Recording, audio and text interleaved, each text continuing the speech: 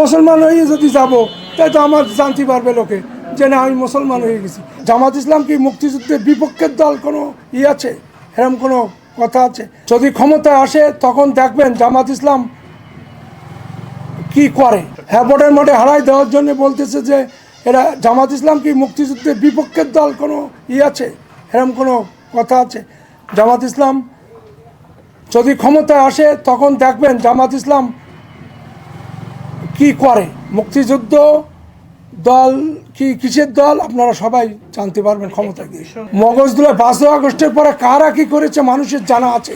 কাদের মগজদুলায় করলো না করলো এটা স্পষ্টভাবে 5 আগস্টের পরে সাধারণ মানুষ জানতে পারছে যে মানুষের মগজদুলায় কারা করেছে না করেছে।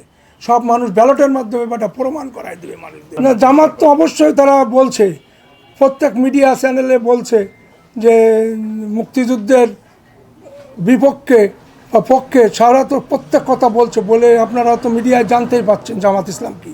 এখন তো আমার মুখ দিয়ে শোনার তো আপনাদের দরকার হবে না, আপনারাই তো জানতে পারবেন। সব আরও পরিষ্কার হয়ে গেছে, জামাত ইতিমধ্যে পরিষ্কার করে দিয়েছে সব জায়গায়।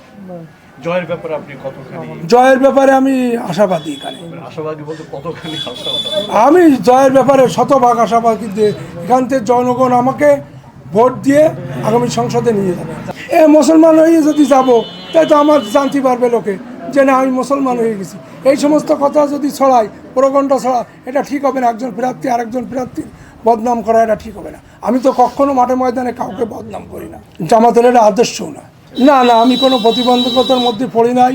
আর কথা হলো যে এখন পড়বো কিনা জানি না, তা আমি যেখানে যাচ্ছি সেখানে ভালো সাড়া পাই।